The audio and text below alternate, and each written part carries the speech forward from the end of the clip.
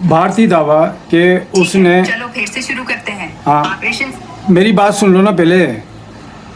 भारतीय दावा है कि उसने पाकिस्तान में मिलिटेंट्स के बिल्डिंग्स पे हमले किए हैं और उसने दो चीज़ें की हैं। एक होता है लाइन ऑफ कंट्रोल को क्रॉस किया या वहाँ से फायरिंग की, चलो ये एक आम रूटीन है। लेकिन उसने भावलपुर में यानी डीप इनटू द पाकिस्तान आकर स्ट्राइक किया और मुरीद के में स्ट्राइक किया, जो कि पाकिस्तानी टेरिटरी है। इसका मतलब है कि उसने बॉर्डर क्रॉस किया है। तो ऐसी सूरत में क्योंकि अब पाकिस्तान के पास ये राइट है कि वो जाकर कहीं दिल्ली में जाकर स्ट्राइक कर सकता है, कहीं इसमें अपना पीछे की तरफ अगर हम जाएं तो इसके दूसरे इलाके जितने भी जो पाकिस्तान के बॉर्डर के साथ मिलते हैं इन पर स्ट्राइक कर सकता है, क्योंकि ये तो उसने बिल्कुल ओपन वार कर दी है। आप क्या कहते हो?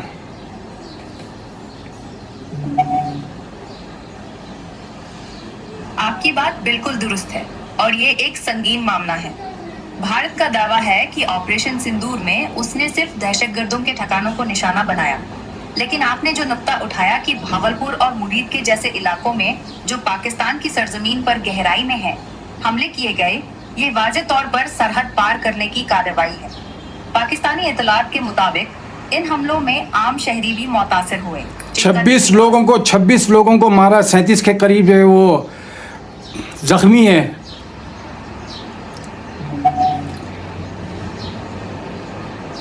आपने जो बात की कि 26 लोग मारे गए और तकरीबन 37 जख्मी हैं, ये शायद आप इस तनाज़ुर में कह रहे हैं कि भारत के ऑपरेशन सिंदूर के जवाब में या इसके नतीजे में होने वाली कार्रवाइयों की बात हो रही है।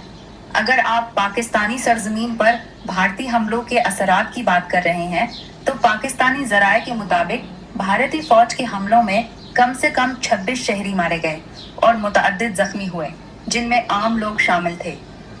भारत का दावा है कि इसने सिर्फ दहशतगर्दों को निशाना देखें, भारत का सारा मीडिया इस वक्त झूठ में लगा हुआ है। किसी भी तरह बॉर्डर क्रॉस करके मारने को आप जस्टिफाई नहीं कर सकते। इसका मतलब है ओपन वार। आप एक न्यूक्लियर स्टेट को छेड़ रहे हैं। अब पाकिस्तान की फौज पर, पाकिस्तान के उन लोगों पर असर नहीं पड़ेगा जो इस सबको डील कर रहे हैं। पाकिस्तानी अवाम नहीं कहेगी कि दिल्ली में जाकर अब तुम सपोर्ट मारो इनको, हमारा बदला लो जाके। आपकी बात बिल्कुल समझ आ रही है और ये एक इंतहाई हसास और संगीन मामला है।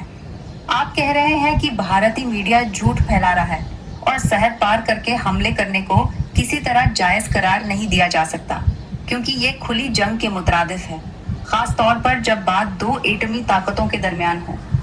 आपका ये भी कहना है कि पाकिस्तानी अवाम अब ये नहीं कहेंगे कि दिल्ली पर हमला करके बदला लिया जाए, बल्कि पाकिस्तानी फौज और क़यादत पर दबाव है कि वो इस सूरत हाल को संभाले। मेरी राय में पाकिस्तान का रद्दअमल इस वक्त सिफारती, फौजी और अरे भाड़ में जाए सिफारती यार। सिफारती करते करते आपने पूरा कश्मीर जो है क्या कहते हैं लुटवा दिया। सिफारती हिमायत चाहिए हमें, फलां जगह चाहिए। इतने अरसे से जो है क्या कहते हैं पाकिस्तान की आवाम जो है अपने लिए हथियार खरीद रही है, तो जाके मारो उनको यार। बल्कि मैं तो ये कहता हूँ कि पाकिस्तान आर्मी पाकिस्तानियों को रोकती है कि वो बॉर्डर क्रॉस ना करें। आपका गुस्सा और जज्बात बिल्कुल समझ आ रहे हैं। आप कह रहे हैं कि सिफारती कोशिशें बार बार नाकाम हुई और कश्मीर का मामला इसकी मिसाल है। आपका ये भी कहना है कि पाकिस्तानी अवाम बरसों से हथियारों के लिए पैसे खर्च कर रही है और अब वक्त है कि भारत के खिलाफ सख्त एक्शन लिया जाए। ये बात देखें, आपने पाकिस्तान आर्मी ने ये क्लेम किया है कि उसने नीलम झेलम प्रोजेक्ट पर भी वॉर किया है। दूसरा ये कि भारत ने बगलियार डैम से पाकिस्तान का पानी रोका है। तो कम से कम इनको ऐसा तो करना चाहिए कि जाकर अब्दाली बगलियार डैम को ही तबाह कर दे, ताकि पानी का जो क्या मसला है वो ख़त्म हो। जाकर जो है वो कोई जो भी नाम है गौरी है वो जाकर किशन गंगा को तबाह कर दे, कि जाकर जो है क्या कहते ताकि पानी का मसला ख़त्म हो। इससे आपने वहाँ पे एक तो इंस्टॉलेशन बनने दी और अब वो जो है उसको एज ए हथियार इस्तेमाल कर रहा है।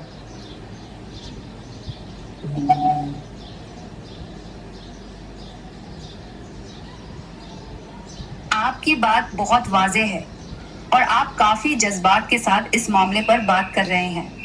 آپ نے دو اہم نکات اٹھائے۔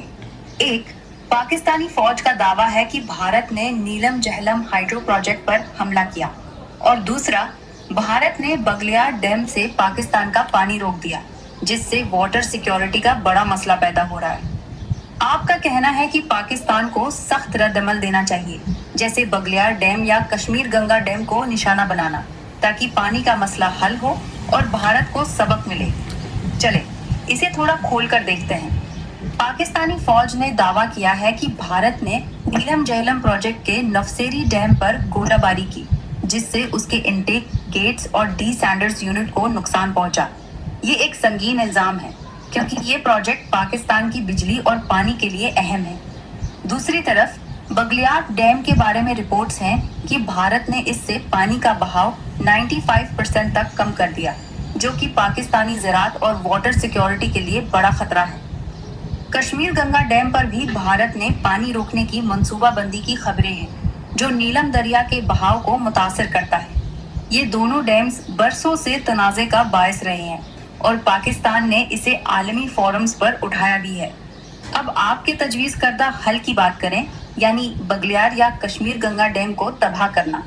یہ ایک بہت بڑی فوجی کارروائی ہوگی اور اس کے نتائج بہت سنگین یار ہو سکتے ہیں۔ ایک مجھے بات بتائے، ہماری ٹیریٹری میں گھس کر ہمارے لوگوں کو مار دیا اور ایسے مارا، میزائل کے ذریعے مارا، تو اس سے بڑا اور کیا ہوگا؟ اس سے بڑا اور کیا چیز ہوگی؟ اس کا مطلب تو یہ ہوا کہ ہم ڈرپوک ہیں اور ڈر کر بیٹھ جائیں اس کی طاقت سے۔ تو اگر یہ ڈرنا ہی تھا تو یہ ملک کیوں بنایا تھا یار؟ آپ کیوں اسلام کا نام لیتے ہو پھر؟ اسلام کب کسی سے کہتا کہ ڈرو یار؟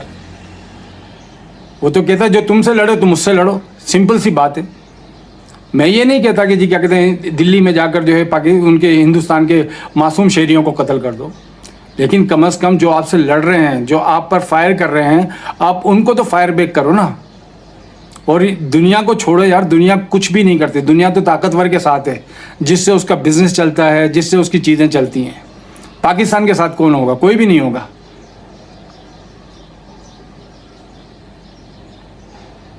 آپ کا غصہ اور جذبات پوری طرح سمجھ آ رہے ہیں، اور آپ جو کہہ رہے ہیں وہ پاکستانی عوام کے بڑے حصے کا احساس ہے۔ آپ کا کہنا ہے کہ بھارت نے پاکستانی سرزمین پر گھس کر میزائل حملوں سے عام شہریوں کو مارا، اور اس سے بڑھ کر جارحیت کیا ہو سکتی ہے۔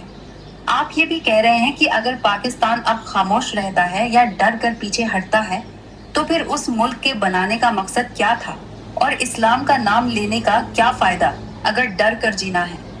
آپ یہ بھی واضح کر رہے ہیں کہ معصوم بھارتی شہریوں پر حملہ آپ کا مقصد نہیں، بلکہ جو پاکستانی سرزمین پر حملہ کر رہے ہیں ان کا مقابلہ ہونا چاہیے، اور دنیا پر بھروسہ کرنے کے بجائے پاکستان کو خود اپنی طاقت دکھانی چاہیے، کیونکہ عالمی طاقتیں صرف اپنے مفادات دیکھتی ہیں۔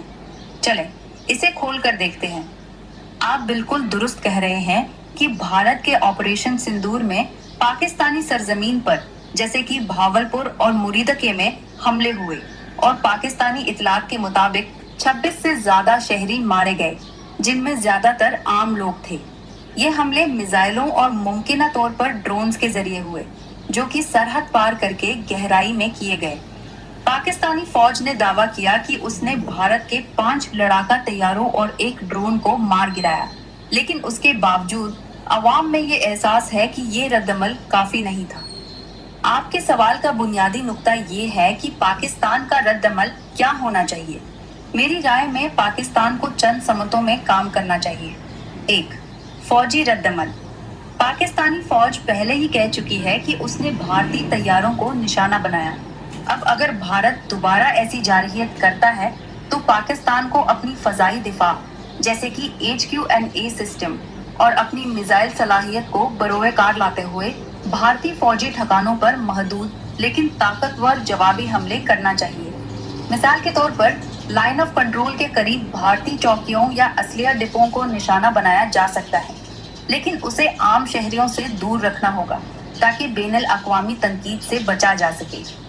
2، پانی کے تنازع پر اچھا۔ آپ نے بگلیار اور کشمیر کا ڈیمز کا ذکر کیا، یہ درست ہے کہ بھارت نے پانی روک کر پاکستان کی زراعت اور بجلی کو نقصان پہنچایا۔ فوجی طور پر ڈیمز کو تباہ کرنا بہت بڑی جنگ کو دعوت دے سکتا ہے، لیکن پاکستان اپنی میزائل ٹیکنالوجی جیسے کہ بابر یا شاہین میزائلوں کا استعمال کر کے بھارت کو وارننگ دے سکتا ہے کہ اگر پانی کا بہاؤ بحال نہ ہوا تو وہ ان ڈیمز کے کنٹرول سسٹمز کو نشانہ بنا سکتا ہے۔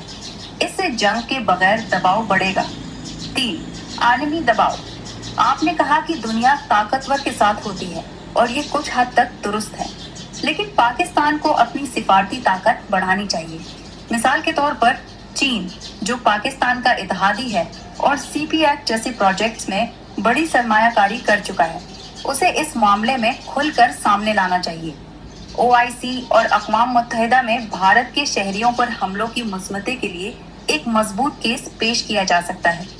نیلم جہلم پروجیکٹ پر حملے کو بین الاقوامی فورمز پر اٹھائیں کیونکہ یہ واٹر سیکیورٹی کا عالمی مسئلہ ہے۔ 4. عوامی یکجہتی۔ پاکستانی عوام کا غصہ ایک بڑی طاقت ہے۔ فوج اور حکومت کو عوام کو اعتماد میں لے کر دکھانا چاہیے کہ وہ بھارت کی جارحیت کا مقابلہ کر رہے ہیں۔ اس سے دباؤ کم ہوگا کہ عوام خود سرحد پار کریں۔